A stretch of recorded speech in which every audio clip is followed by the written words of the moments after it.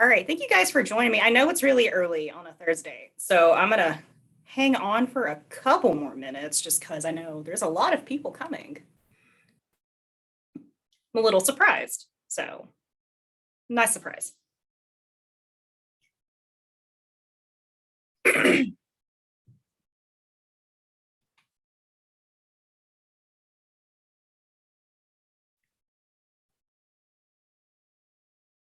So while y'all are waiting, just a couple more minutes, just while people keep dropping in, how is y'all's Thursday going so far?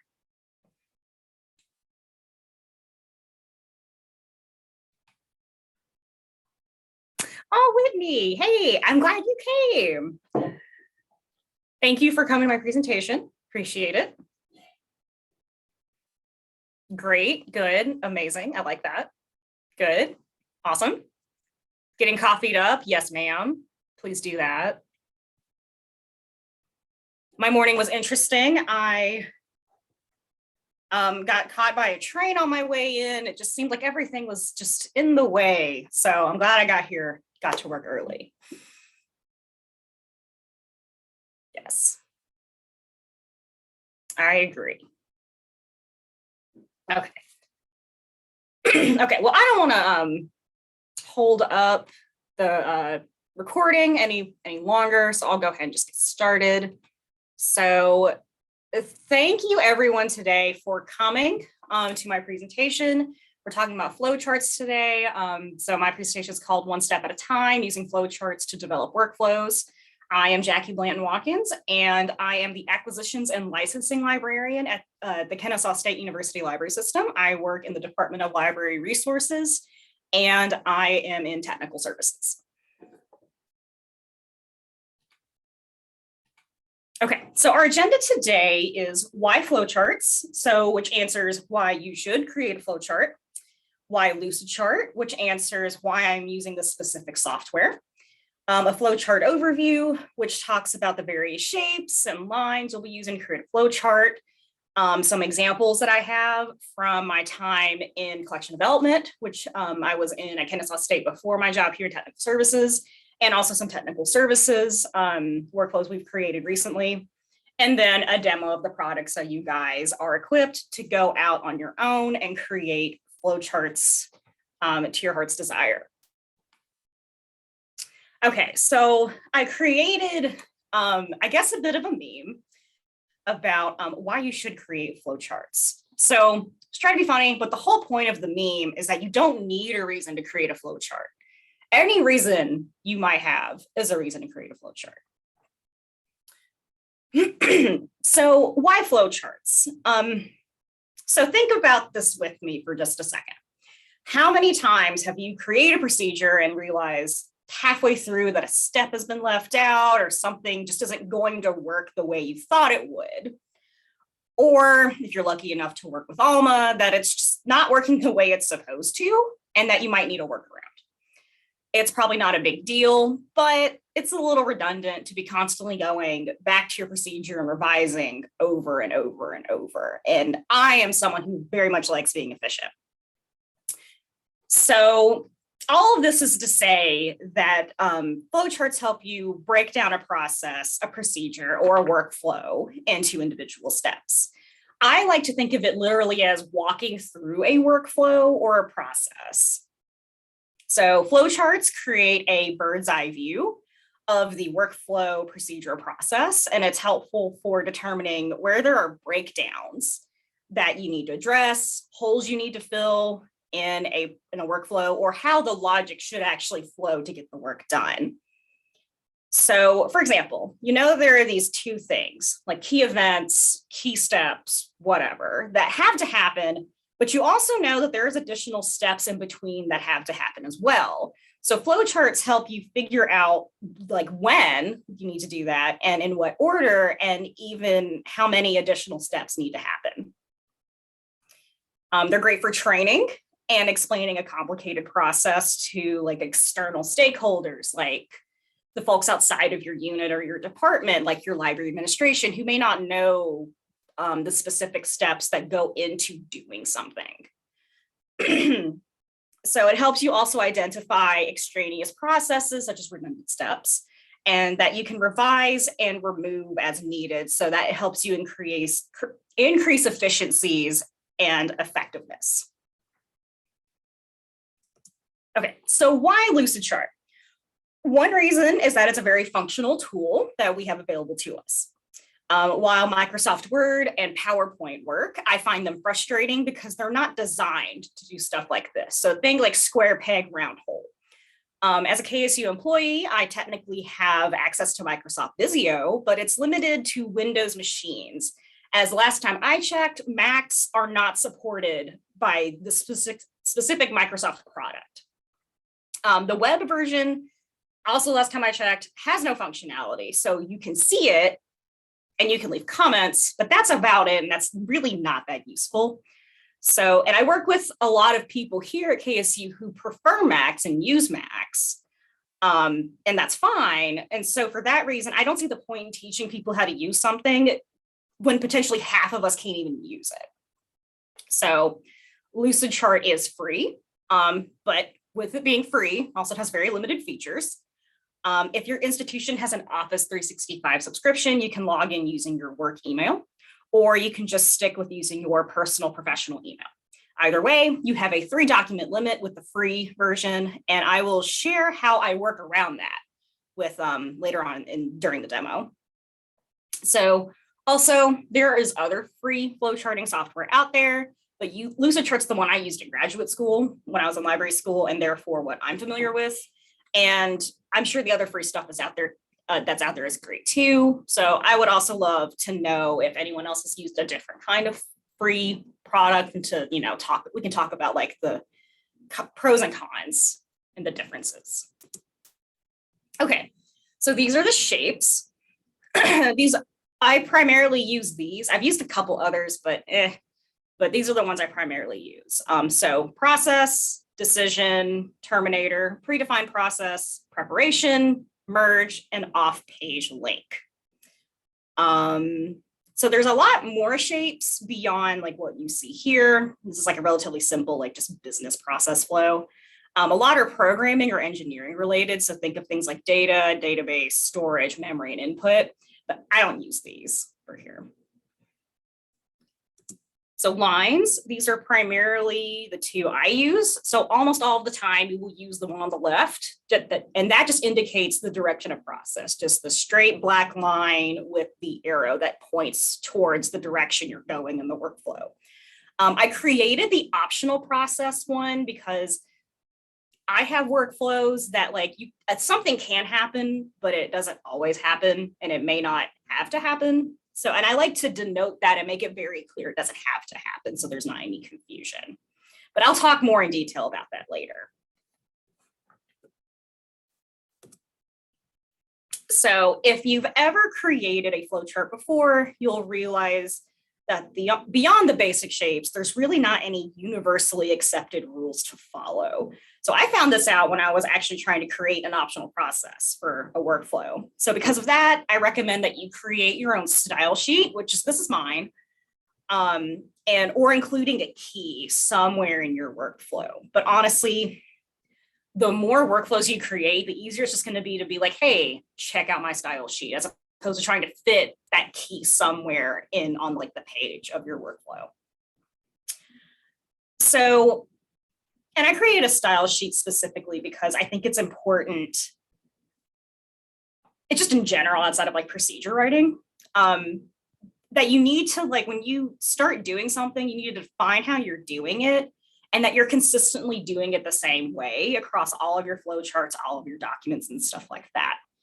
So just for like consistency, and so there's not any confusion, like, well, you did it this way in one instance, but you did it this way in another instance. So it just eliminates all of that confusion. So, because the idea, especially with the style sheet, is that you want people to be able to go back to your flowchart on their own without any assistance. Okay, so again, these are all things we're going to talk about. I added a few things about notes. I don't actually use notes, but I'll explain why I think they might be helpful for people. So go ahead and go into the specific shapes. So we'll start on the left with process. It's the most basic of the shapes. It's the one you'll use the most. Use it to define a specific step in the process. So in the example I have here, the first step in the e-resource cancellation flowchart, I, the acquisitions librarian, notify the vendor that we are canceling a subscription. It is a single step with a single action, and that action is the transfer of information from one person to another person. In the previous step, I'm notified by either CDU or my department chair that a subscription has been canceled, which actually leads us to the predefined process right here. I don't actually use predefined processes a whole lot anymore, but I do have two uses for them. One is for workflows where someone outside of the library system has processes that need to be included in the flowchart. And the other is when I want to compress a process, like for example, someone else's process, into a single step of my own workflow. So the example I have here, like I don't know really what goes on with collection development. My department chair that gets a subscription canceled. I actually do, but for my workflow, for my specific work flow chart, that doesn't really matter. So I wanted to compress that. Like it has to happen, and like why that step has to happen before I communicate the cancellation. So that's why that's there. Another example is my friend Kristen, who is our discovery librarian. When she activates something in the discovery layer, for me personally, I don't really care how Kristen goes about doing that. Kristen has her own process, her own workflows. So I just care that it happens because it triggers me to do something. That's the kind of thing I use it for. So let's see what else. Depending on how granular you want to be in your flow chart, you could have several or very few of these predefined processes. For me, it could just cover me. It could just cover my team, which is the acquisitions team. It could just cover my unit, which is technical services, or it could cover just my department, which is the Department of Library Resources, or it could cover the entire library system. And then beyond that, you're getting into like other university units, and I handle that a little differently. So, okay. Next is the Terminator shape, which is pretty self-explanatory. It indicates the start and the end of the workflow. In Lucidchart, the start and end are the same symbol because they're just called terminators. And you have to actually double click on the shape and type in start and end. So I recommend changing the color to make it stand out. So to make it clear, you know, because sometimes the idea is that you want to go down the page, but sometimes it goes off to the side. And so you want to indicate where it ends. Or if it breaks off into two separate processes halfway through your workflow, then you want to indicate where both of those sub processes end. Or I'm sorry, like sub workflows end. So my style sheet defines the color I want to use in K-Terminators. I use this like dark gold color because KSU's colors are gold and black. Okay. So preparation and merge. So I don't really use either of these, but I could see why someone would. So for example, the example I have here is this is one of my first flowcharts. It's very old. And this is not how the process works anymore. But the preparation shape is for an action that prepares for upcoming steps. And the example I included here, which is I actually don't think I did it right, but it was the only example I have of using the shape. So this is from my very first database trials flowchart. I used it to indicate there was a certain level of coordinating work that I had to do in order, like somewhat simultaneously, in order for a trial to happen. So, and I handled it this way because it was a mess of lines before, and this kind of condensed it down and made it a little easier to ingest. And so the merge shape is the triangle at the bottom of the example I have here. And it's also pretty self-explanatory. It combines multiple paths. And I used it to signal that the database trial has ended, and then you move on to the second half of the workflow. So the off-page link, I used it in complex flow charts to connect separate elements across multiple pages. So I like to change the color of this one too, since I think technically for me serves as a Terminator. So I'm indicating that you need to go somewhere else to look at something.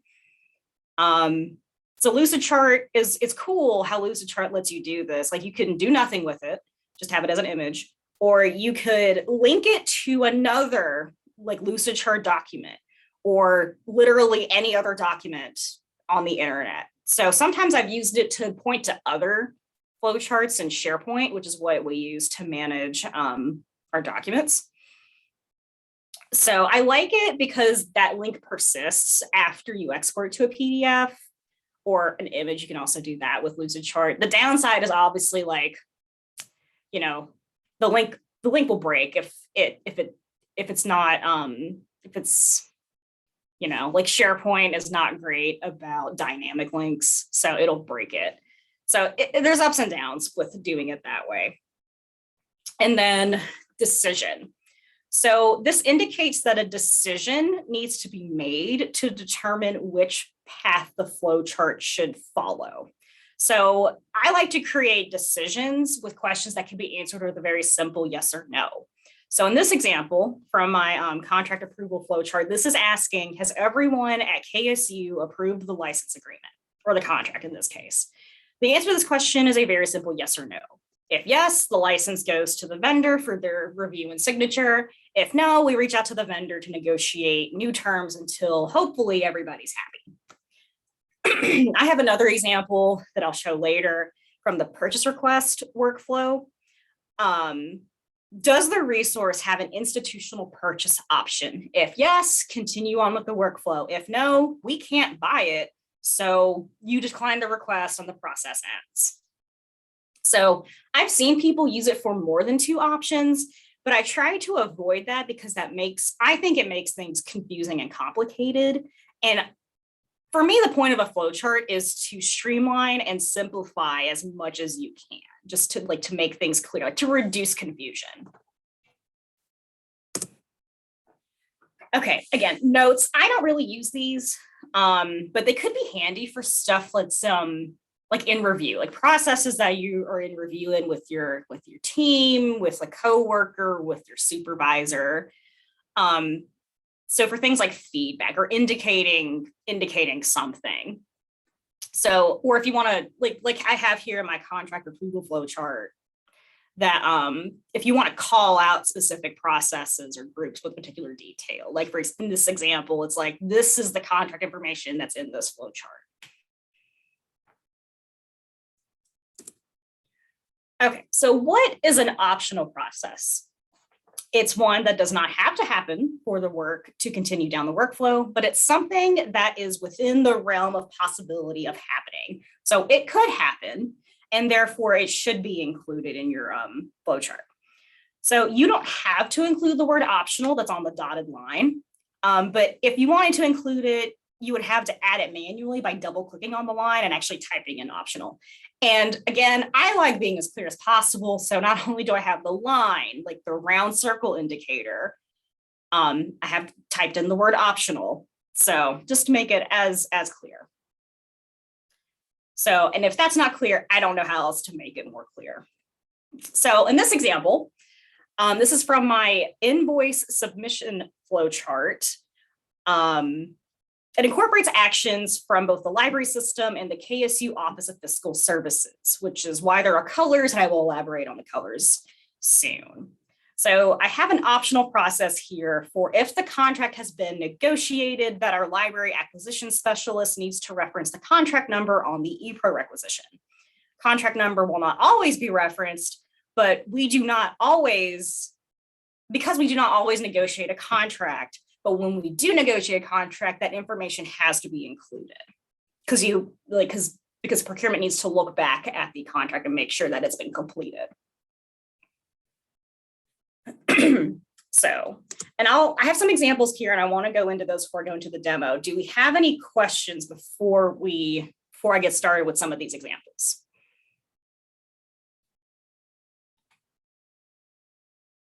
Okay, I'm going to take that as a no. Okay, so note that this collection development example is a little old. So most of the people's titles that I've used here have actually changed. And this has probably been updated since I left collection development last summer. But the important thing here is that you now have an idea of how all the shapes fit together and create an actual flow chart. So this is I'm showing you the subscription renewal and cancellation decision tree and flow chart. So this first flow chart here is the actual decision tree.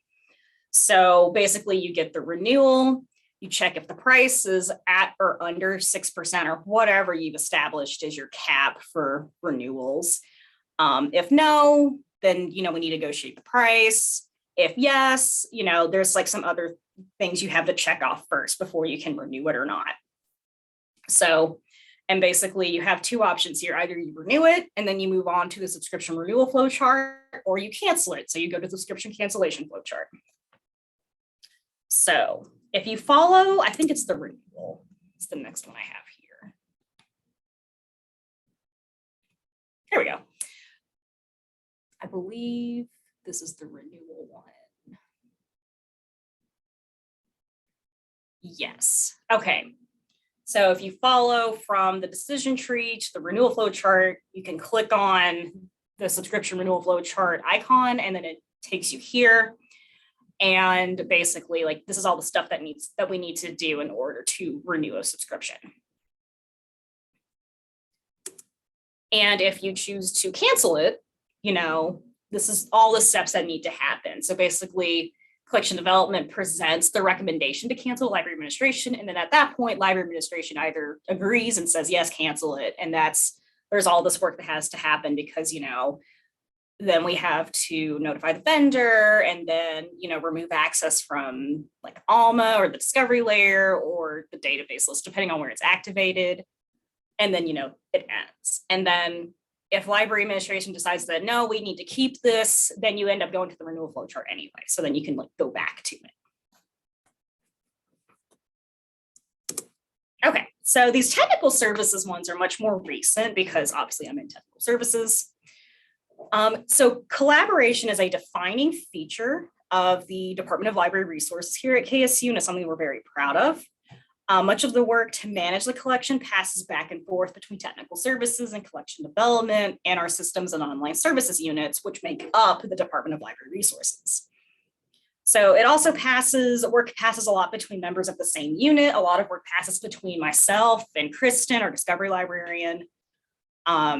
So we needed a solution sometimes to note when handoffs occur. Sometimes multiple handoffs will occur between the same two people in a flow chart. So this is a technical services flow chart I created with two of my colleagues who work in cataloging and metadata for the EBSCOnet title changes and eJournal updates and some work that we need to do in ALMA. So basically, I get the email that there's a notification from EBSCOnet, and depending on whether that is an order title changes notification or an eJournal package update notification, there is work that needs to happen. But eventually it all kind of comes back together where once we're done in EBSCOnet, all the work that needs to happen there, where in ALMA, I need to create an activation task for Kristen. And then she notifies collection development once the work is all been done. Okay, so my last example that I have here is my invoice submission flow chart for subscriptions. And this is where I recently started using colors because I wanted to indicate like what was a library system process, what was a vendor process, or what was the Office of Fiscal Services here at KSU. So anything in that teal, bluish, green color is the library system acquisitions team, which includes our 3 library acquisition specialists and myself. Fuchsia is the Office of Fiscal Services. And orange, I'm so sorry. The red is the vendor. So, my apologies. This is the contract approval flow chart. I recently updated that. I think the invoice one is the next one. But yeah, so you can see all the colors here. I have a color chart at the top, so that's always clear.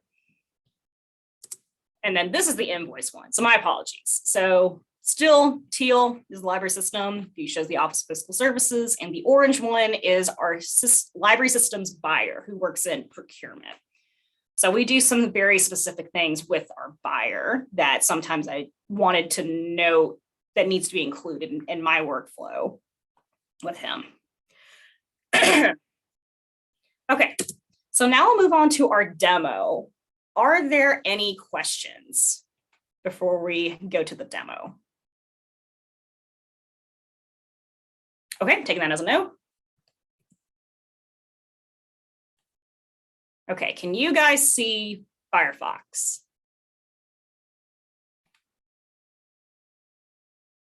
Okay, good, thank you. Okay, so basically you just type in lucidchart.com, it'll redirect to this lucid.app. This is the login page.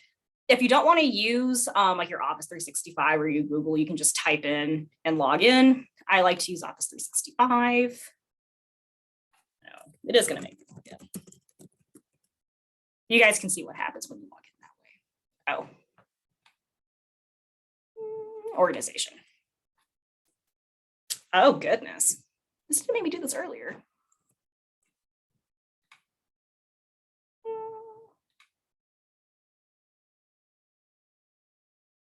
Let's see.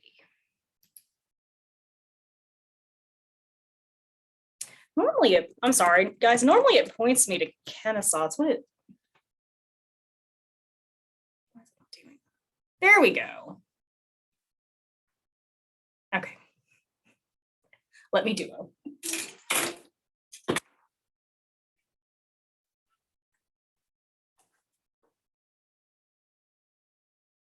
I logged in earlier this morning to make sure it didn't do this, but okay.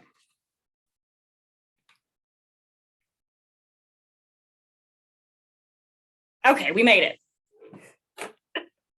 Okay, so you've logged in. After logging you in, it drops you here on this. This is the home page. It has your like your recent documents and things like that. So as you can see here, things that I have worked on and things that have been shared with me appear here because that's the things I've most recently worked on. You can access your documents here by clicking on documents. These are my 2 documents. You can see what's been shared with me. Recent documents again. I haven't started anything, and then your trash. So there's also various templates, so you can click on this. I have never used these, but if you're looking for some kind of inspiration or an idea, you can browse through the stuff like the org charts that are in here, mind maps, project management, all of that good stuff. So first things first, if you're wanting to create your first document, you would click on this blue button, which is creating a blank document.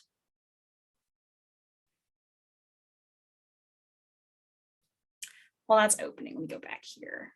I think you can create folders. Yeah, so you right click, new folder, you can name it. I don't use folders because they only let you have 3 documents. So I don't see the need of organizing it that way. Let me check the chat for questions.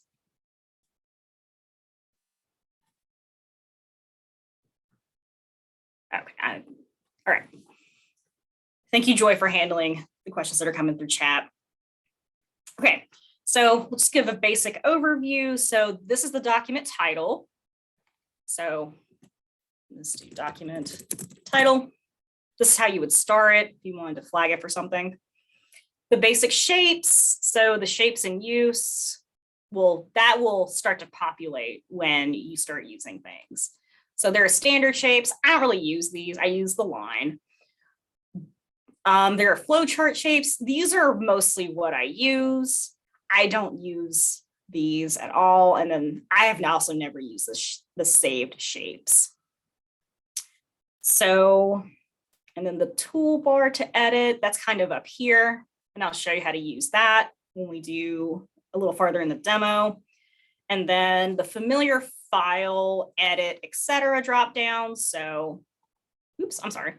So you can create another new document. You can import from Visio or Glyphy or any of that other stuff. This is how you export. So how you make it a PDF or an image. You can print it and then edit.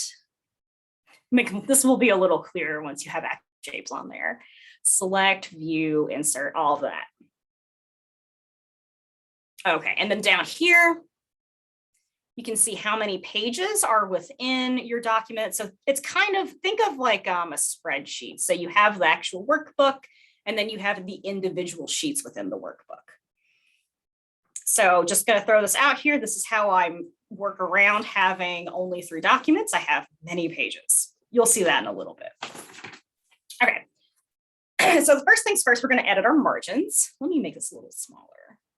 So it also defaults to 8.5 by 11, the size of the page.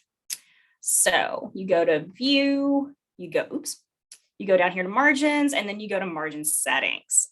So I use 1/2-inch margins for printing purposes. So I change that. You can toggle this and it'll actually show you the actual margins.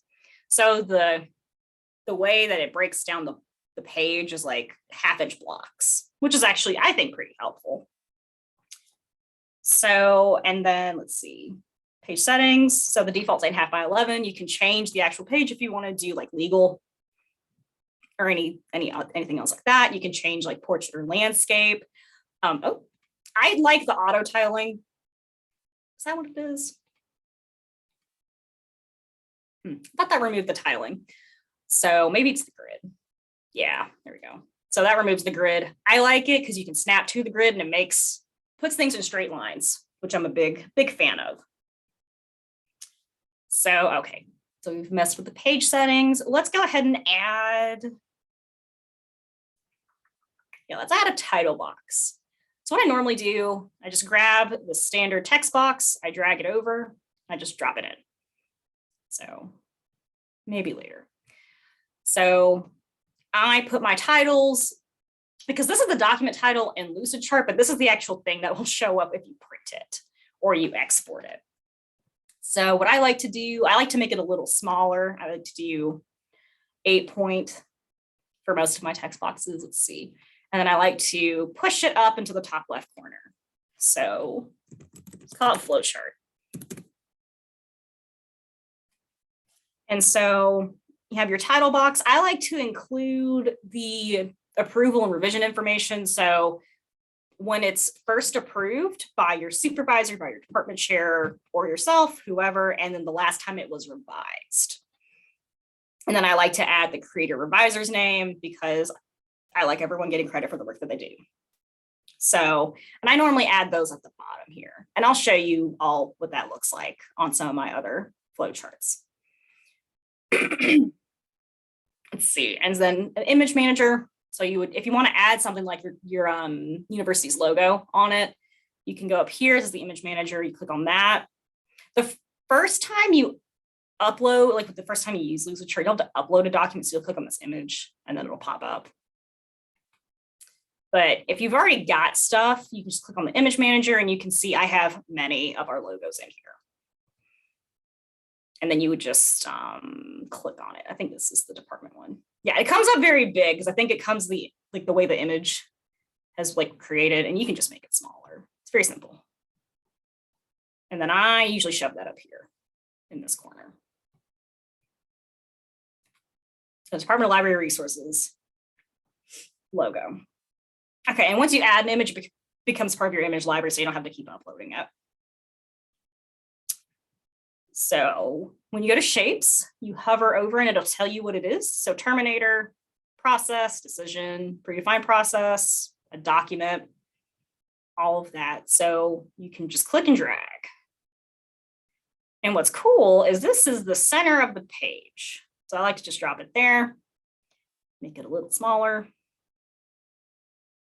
And then this is how you change the name. So you just double click on it.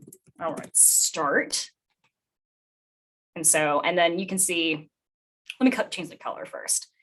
So click on it again, you go up here to fill color. And I normally just do that color. And then to create a line, you can either drag it here or drop it. What I find easier is that if you just hover over the little circle, which turns like pinkish, it says drag line from shape. You can just drag it down and then create your next process. A little smaller. Okay, so let me show you how to change the line. So if you want to create like an optional line, I still create the basic black line, but I click on it and you can definitely like move it. Not really recommend messing with that unless you absolutely need to. But then at that point, you can change the line color if you want. I tend to not. This is how you make it a dotted line. You will click on line style, click dotted, and to change the term or the end, line end, you would go over here and click on circle. That's how you, add that. Wow, that's very, I wonder if it'll be, there you go. I don't know why it disappeared.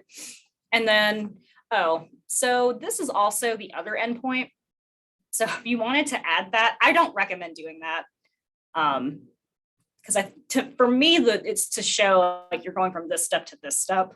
And if I feel like I need to go back to something, I would just create a new line personally instead of like trying to go back and forth. So I really don't ever use this side. And then if you want to add, you just click on it, double click. There we go. And it adds a text, so you can do optional. There you go. And it's right there. Okay, so I wanted to create a simple workflow for you guys just to show you like how I, go about making flowcharts. I couldn't really think of one because I could do an acquisitions one, but I know a lot of people are not acquisitions folks. So, but I feel like everyone is vaguely familiar at least with feeding a pet. So I'm going to show you guys how I feed my cats. And their names are Boo and Momo. So we've already got our Terminator shape. Let me get rid of these things. You can just click on the shape and hit delete, backspace, whatever.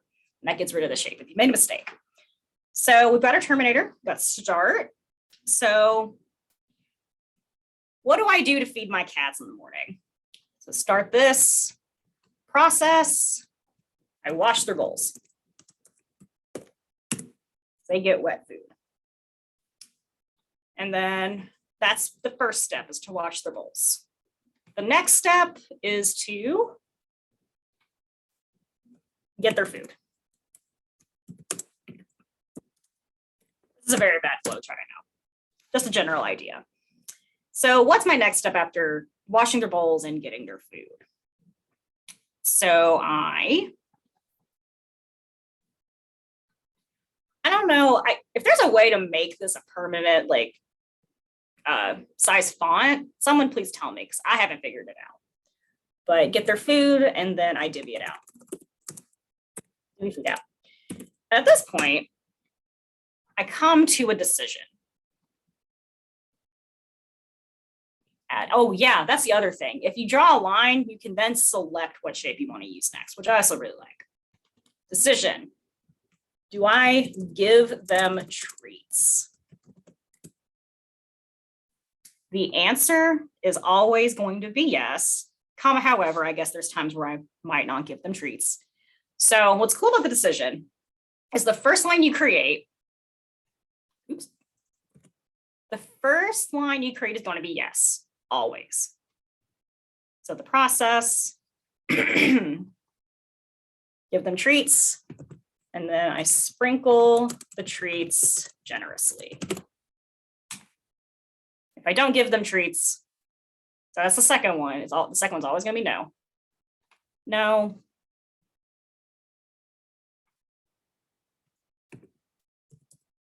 Feed cats.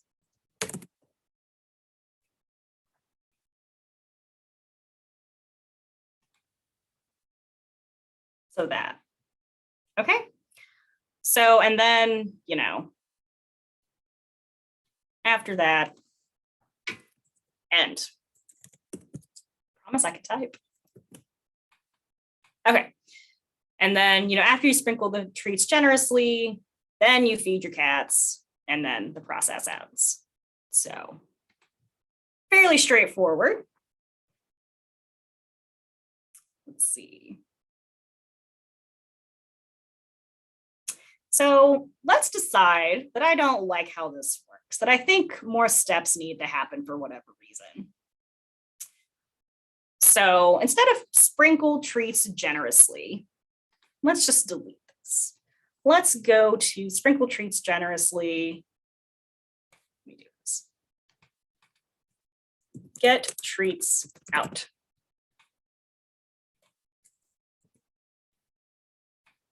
And then give Boo one treat. And then you give Momo, because Momo gets special treats. Momo gets dental treats.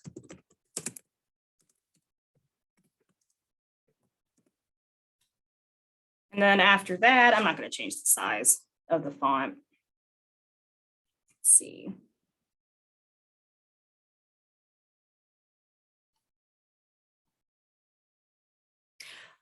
I don't know if you guys saw that, but let me pull this out again.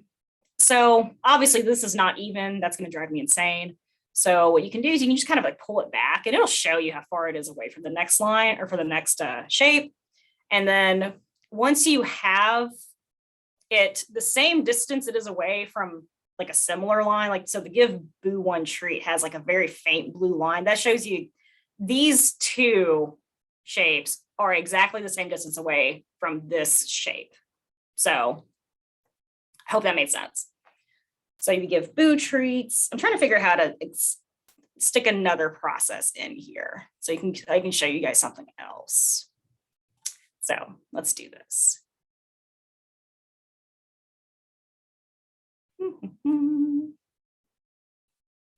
Then let's just go down and then we'll go to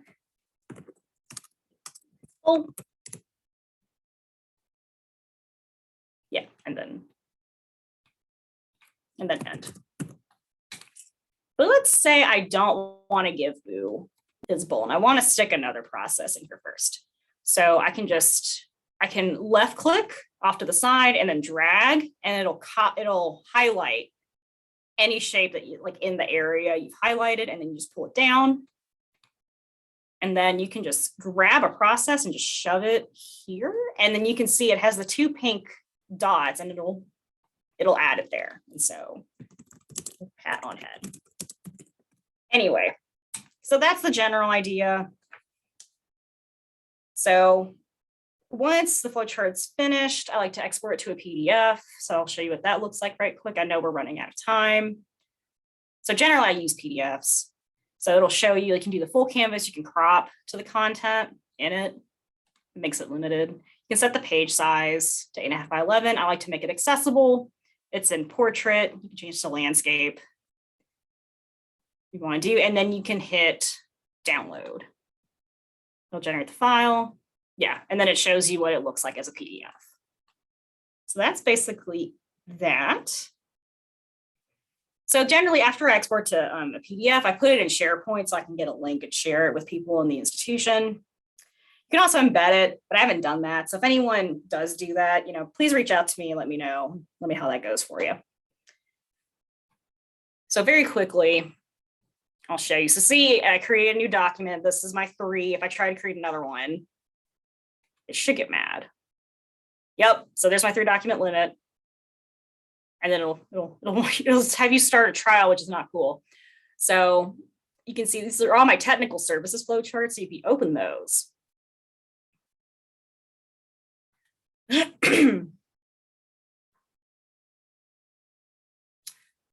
wasting so long.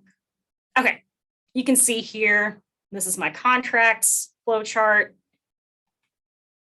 new resource activation flowchart, cancellation. I haven't hit a limit yet with the number of pages you can have. So friendly bit of advice if you need many, many flowcharts. So this is a cancellation flowchart that we use over in technical services. This is an MOU flowchart for when collection development negotiates an MOU with another department on campus. The EBSCOnet title changes thing that I showed you earlier in the invoice submission. So let me go back to the presentation because I have a couple more things to talk about. Okay, so some last tips and reminders: use titles, not names, because even though KSU is kind of bad about it, we change titles a lot here. In general, titles are going to be more permanent than people's names. So try to be brief, have 1 step per process, create simple yes or no questions for decisions instead of yes, no, maybe. Don't do that. So, and the other thing is just document as much as possible. So beyond the basic agreed upon shapes and lines, document how you decide to handle something. Have your own definition of or idea of how to handle optional processes, perhaps, then stick that into your style sheet and share that with me. That'd be great. Okay, so this is my list of resources. A lot of these I used when I was learning how to do this. I'm happy to share my presentation now with anyone that would like it. And of course, Q&A and my contact information. So I think we have a few minutes left. If anyone wants to we have ask. a few. Yeah, Okay. we have a few minutes left. There was one question that I didn't know the answer to. Okay. Chris Britt Rogers asked, can you edit a chart you export it as a PDF by uploading it back into Lucidchart? No, not that I'm, well, actually, I've never thought about doing that because I normally just leave the draft in there into Lucidchart, because once I figured out that I wasn't limited on the number of sheets within a Lucidchart document, then I just didn't worry about it too much. I would just delete it from SharePoint or wherever you've saved it, and I would just upload a new version. That's interesting, though. I might try that later because I actually don't know the answer to that question. Okay. So I'll okay. You'll research. Yeah, I guess so. Yeah. I don't know if Visio is a part of Office 365. I think it's not. It is. It is? Okay. Well, okay. I did a Google search while we were sitting here in the interweb that Visio was a part of Microsoft. So, I mean. Yes, it is part of Microsoft. I guess KSU doesn't include it as part of their subscription. Yeah, I think I had to find it to download it. I remember that. Yeah, it's like one of those additional things, like if your institution doesn't add it to their whole thing they have, then you won't have it accessible from your institution. But I don't believe you have to use your institution's 365 access in order to get to it. That was one of the other questions. And I think the answer to that is no. I mean, yes, you can get to it other ways. Okay. Yes. Cheat the system, question. Okay. You can add 365 apps. Yeah, you may find it at Microsoft. All right, so let's see, there was another question. Beth Burnett, how do you plan your flow chart? Sketch them out on paper first, or written instructions, or some other way?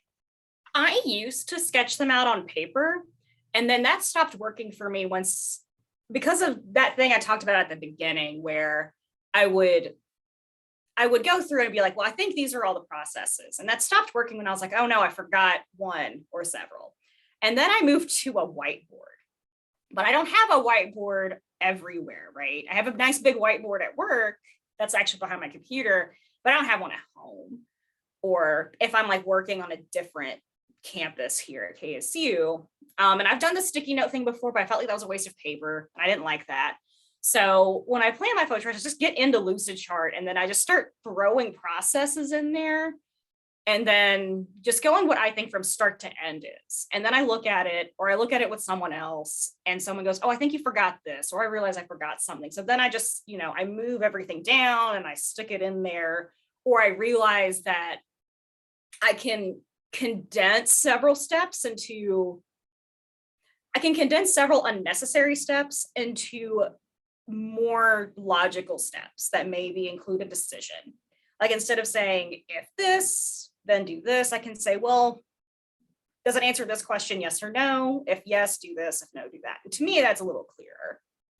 And I definitely don't do written instructions anymore until I've built a flow chart, because I definitely want to make sure I understand how a process or workflow is supposed to work first before I start writing instructions. I try. So I hope that answers your question. Wasn't my question, but I'll tell you, I think it was a good response. Okay, good. That's yes, thanks. Okay, good. Thank you. So yes. I don't see any other specific questions, some comments.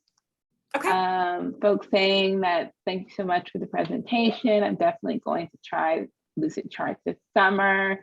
Thank you for the presentation. I've never used flowcharts, but I plan to start using them now. And then lots more kudos. Thank you, thank you, thank you. So, Thank you guys. there you I'm so go. glad you got something out of this. My email is here, so please reach out to me if you have any questions, if you want to talk about anything. I'm happy to like look over stuff and give like feedback, like I'm some kind of expert on this, or at least like Well, walk it through. You put yourself out there, so now you are sure. semi-expert. And I can definitely share my the actual style sheet, like the actual PDF export of my style sheet with anyone that wants it. I can share this presentation with anyone that wants it. It has the descriptions of everything. So definitely please let me know. Okay. Well, thank you all so much for joining us this morning. Hope you all enjoy the rest of the conference today, and do rate Jackie's session. You can do that straight from the website, or you should get an email reminder about it, I think, tonight. So thank you all so much. Bye. Rate me quite well. That would be great. Thank you guys. Bye.